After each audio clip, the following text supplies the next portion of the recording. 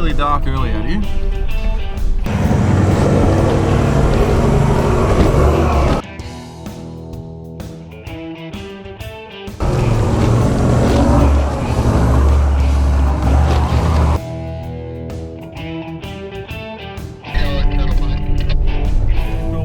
You coming up on it.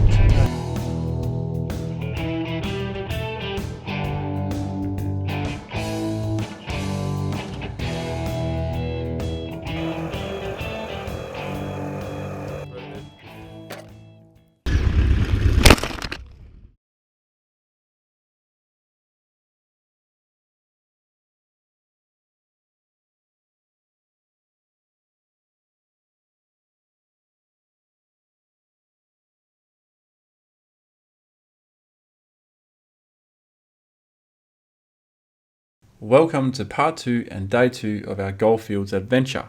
We are currently deep within the great Western Australian woodlands.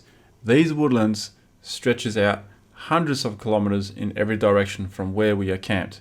Our camp is very close to the base of Helena and Aurora ranges, since we couldn't climb it last night due to a closed track.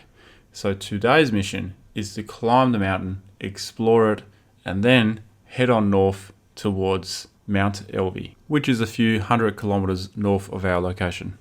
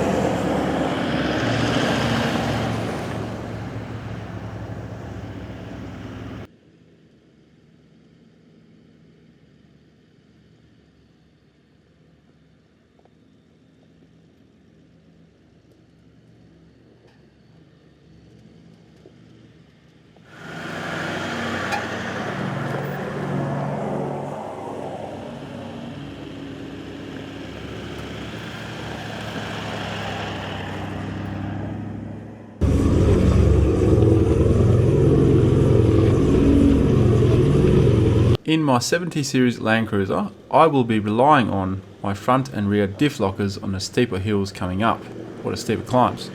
On the other hand, Graham in his 200 series will be relying on his traction control and hill assist.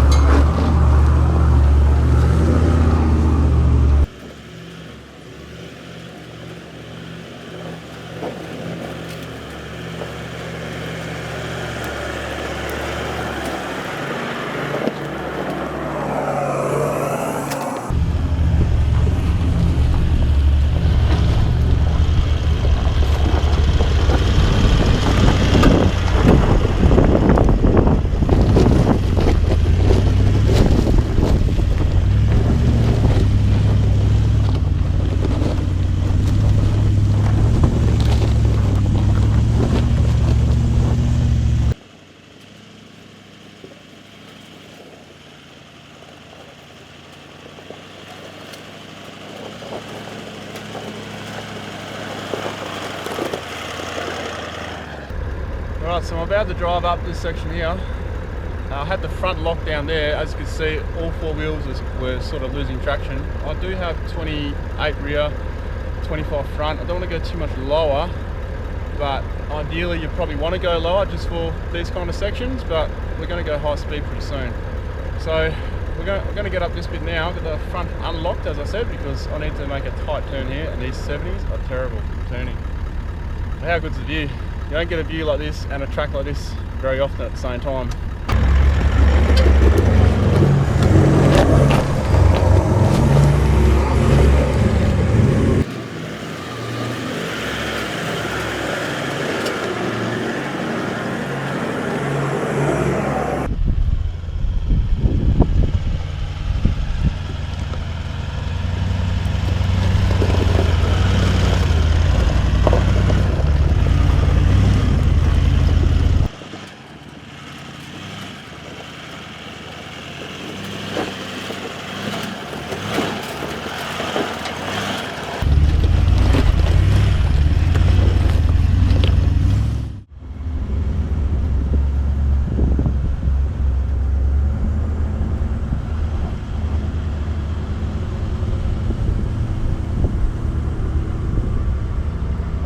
Welcome to the top of Helena and Aurora Ranges.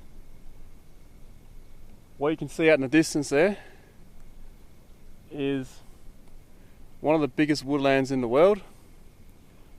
This woodlands here extends it extends a long way. To give you an idea of the scale, it's about the same size of England. That's pretty big. So you could see how easily you could get lost out there. It's all the same out there pretty much, just trees after trees after trees. In fact, when you go to the nature call at night, you got to be real careful you don't walk too far away, because everything looks the same and you can get disorientated at night. So you really got to know your whereabouts and maybe not go too far. If you do get sort of lost out in this kind of terrain, you need to get the higher ground so you can have a rough idea of where you are. And there's a couple of reference points around, but this is not much to be in all honesty, there's not much to go by. Very remote country. We haven't seen anyone since we left Bullfinch. We haven't seen a single vehicle, haven't seen recent tyre tracks. All we've seen is animal tracks, our own tracks, and nature pretty much. Now the rock that we are on now, this is really heavy. This is rich in iron ore. So I may have mentioned it already, but there's a mining company trying to get permission to basically rip all this mountain range up, which I hope doesn't happen. Really nice area.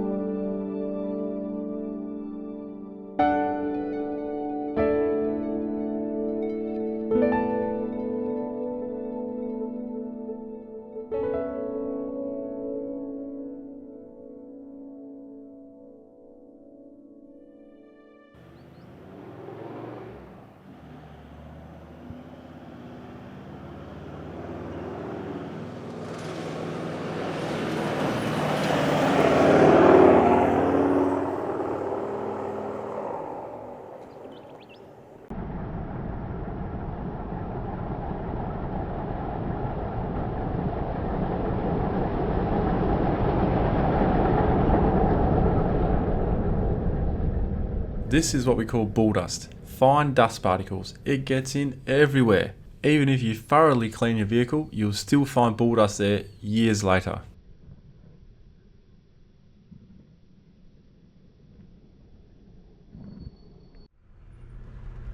So we're on the track towards the Salt Lakes, which we gotta pass to get to our next spot. Ever since we left that mountain range, the Helena Aurora range, the terrain just keeps changing, like completely. So we've been driving along. Watch the branch there. We'll be driving along, and all of a sudden the sand will turn yellow. All the vegetation will change. And other times you get like all small gum trees, like it's like almost like a regrowth kind of thing going on. Now we're back into big tree country again. It just keeps changing. It actually changes that much. It feels like we're in 2 different regions or 3 different regions, like just constantly changing. It's quite amazing. Now it tends to do that a little bit out here. The Holland track's pretty similar in ways, but this changes a lot more. I think maybe because we're going at a faster pace, and it just changes like that. Like right now, it's changed again. All these low shrubs.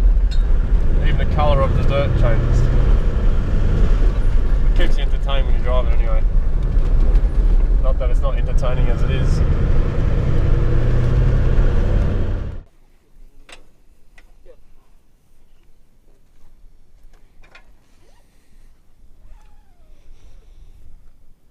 All the red dust has brushed off my car. They look clean now. We've travelled about 30 kilometres from the mountain range. We can actually see it in the distance there. And we're out of Soak, which marks our lunch spot.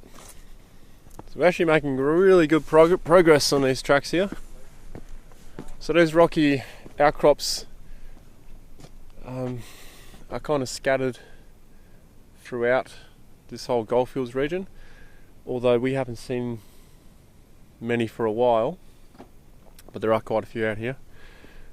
And this is how you would get water. It collects in these little rock pools, or what you call them, a soak. The locals call them nammer holes, water holes. And you can even see here where the water has evaporated. You can see where the water was. So that is how you would survive if you end up stuck out here. You'd obviously have to boil the water because it doesn't look too nice down there. Just having a bit of a walk around, there's evidence of here of like quite a while ago of people possibly using this as a camp. Well, I'd say pretty strong chance using it as a camp. There's a steel bucket here. There's some old tin cans. WD and HO O'Neill's. Some kind of tin.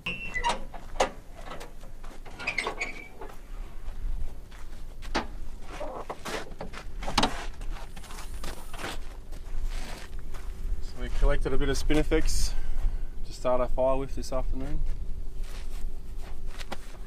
Lunchtime.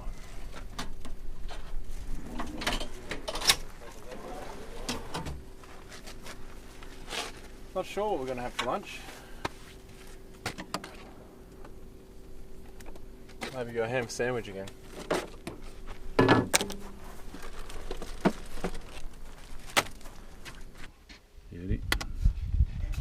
Actually, I'll take that back. I'll see it when I get home.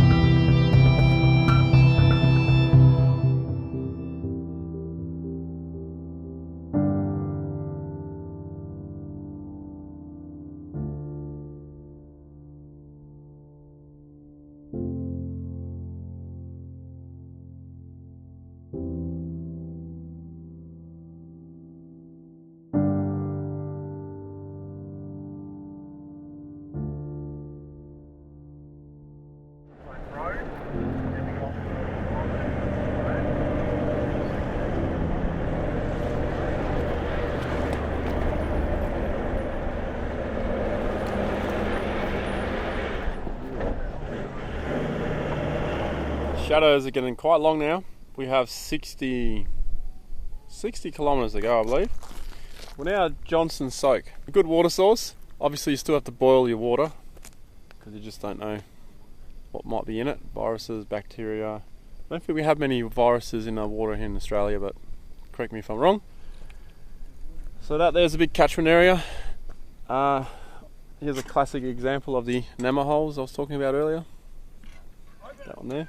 So all those rocks there and all the corrugated iron, all the sheets on there, that's to stop animals from falling in there and then contaminating the water, from drowning, because and they're decaying in the water, which wouldn't taste very nice.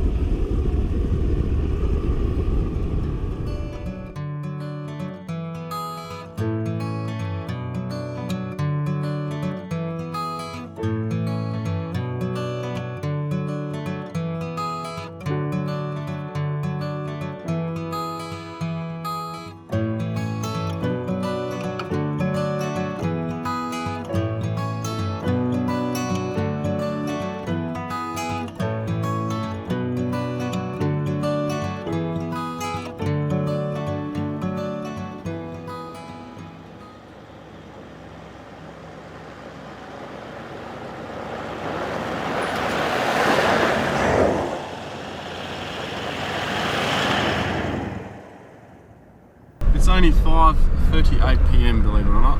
It's really dark early out here.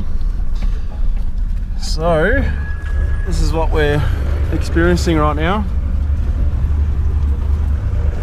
Really awesome. Because of that salt lake, we're really getting all the silhouettes of all the trees out in the horizon there, so not a sight you see every day, while you're driving at least.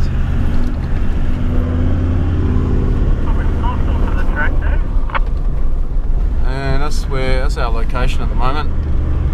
Taking a fun way in, so to speak. The full driveway around the salt lake. And our destination is Mount Elvey. We're going to camp there for 2 nights, which I've probably told you already. And that's the track condition at the moment. The track kind of disappears and reappears a couple of times. Right now is a good section. It's not so good. Yeah, it's still pretty good though, compared to what we went through. So what's it like driving a 79 from a Hilux? Oh, it's nice. Yeah. It's different. I like driving. I think It's got some grunt, this thing. Yeah, what tune are you in? I don't know, you probably put it in my tune, yours. Oh, okay. How can I tell? Oh, it's up the top of the... Oh, it's number 1. Is that good? Yeah, that's the high power one. Oh, But it's moderate. I got it dumbed down so I'm not stressing the engine. blown clutches. Yeah, all that kind of stuff. Keeping it reliable for this kind of stuff. Strangely enough, it's actually easier to follow this track in the dark because you got your tunnel vision. Would you agree? Oh, great, yeah. And before we had the sun right in our eyes. Yeah, well that didn't help. And then you get somewhere like this and you go, Yeah. I would have nearly told you to go right then. yeah. But we also got the maps here to follow. So this one here being a bit better, I'll zoom in. Left or right? Oh, that's a good question. What do we got in the map? The arrow's facing the other way now. Yeah, I think Left. left. Yeah.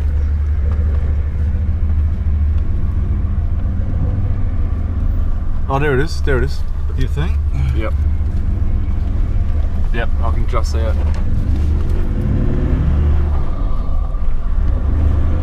don't know. Yeah, it is. You can see it there. I can see it now. Just. Yeah.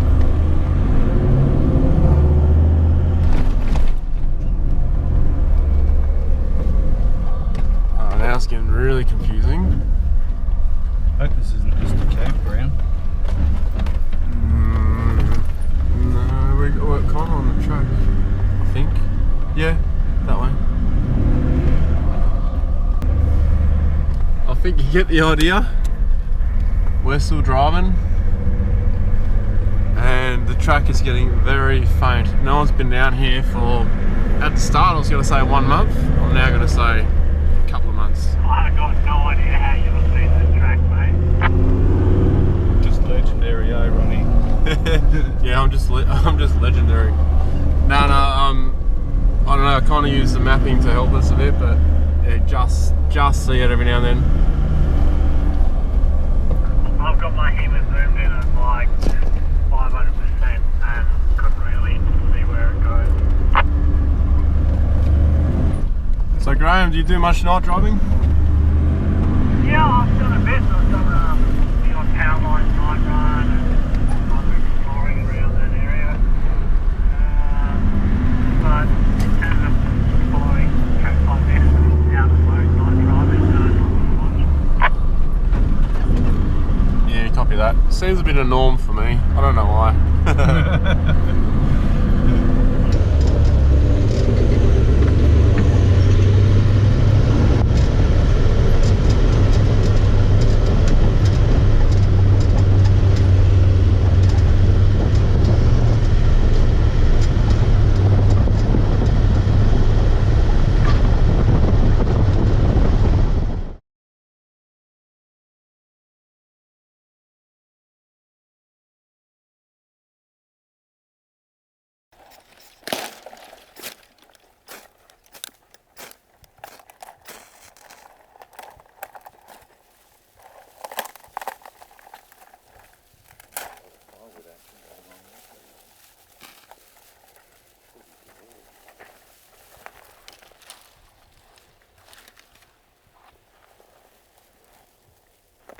Here we go.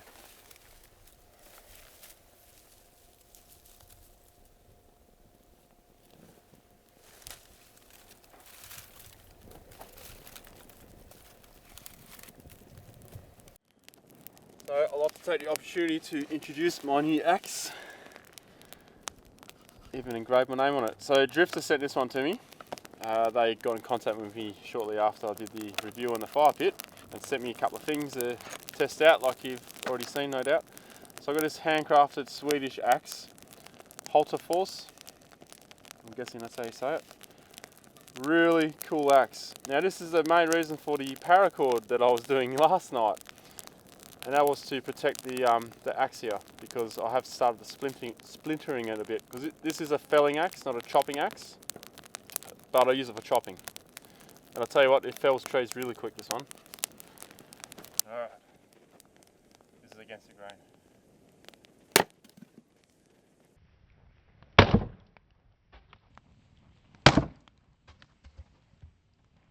Rightio, tonight we're going to have kind of like spaghetti bolognese, but it's not really spaghetti. Just going to have a pasta dish in a camp oven. I haven't done this before on the camp oven, so what I'm doing at the moment over here, I have to brown some onions and brown some mince. So rather than doing it in a frying pan, I'm heating the camp oven up so it's really hot.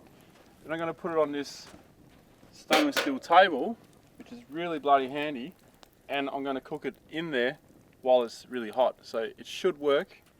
We'll find out. If not, I'll have to get some coals on the ground and quickly save it.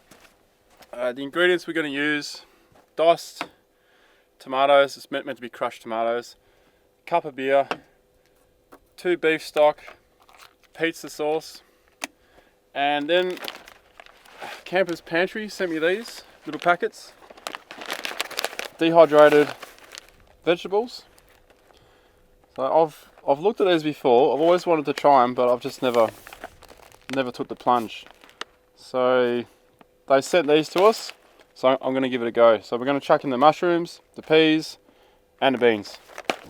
So this morning I remembered to take the mince out to defrost it, but I forgot to take the pasta out. So I pre-cooked the pasta. But one of the boys came up with the brilliant idea of why not just heat a bucket of water in the fire and dump the pasta in it. So that's what we're doing. It's working really well actually.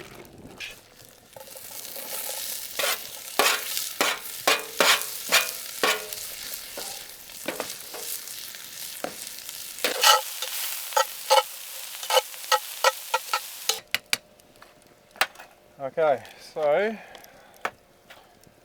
tomatoes are in.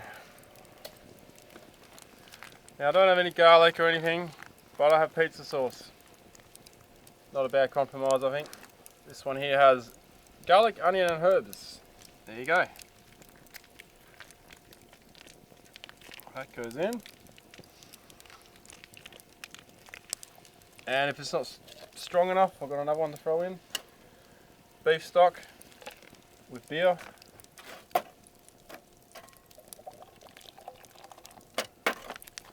And then we have Campers Pantry mushrooms.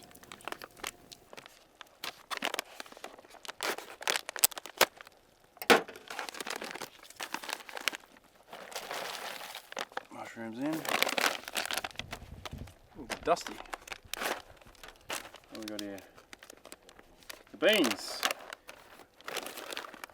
Interesting. I'm going to pull some of these out just to have a look at them.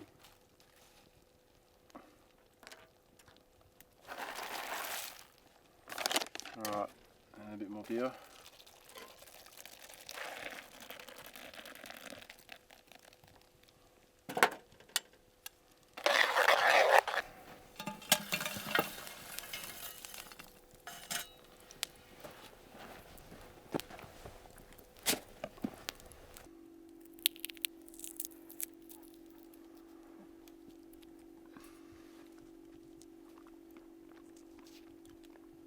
Wow, the taste is intensive. It's the first time I'm using these dehydrated vegetables. I probably put way too many in the camp oven, but we'll see. One of these bags serves 4 and they're resealable. So I should have realised that as I was pouring it in. But anyway, it's all in there. We're going to have leftovers anyway. There's a lot of pasta to add to this, but I'm a bit worried about the meat to vegetable ratio. So we chopped up this sausage we were sampling beforehand. I'm going to add that to it now. That is the greenest meal I would have ever eaten. And I'm going to tell you how good it is. Okay. Alright. Well, let's get it cleaned up again then. Alright, now I'm a bit biased because I cooked it. How much meat in this spoonful?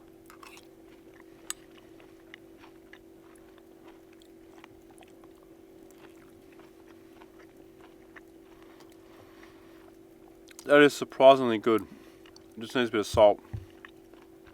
Salt, so we don't have to get Domino's Wow. out here yet? Or? This is actually really good. And the paprika and spice that I put in.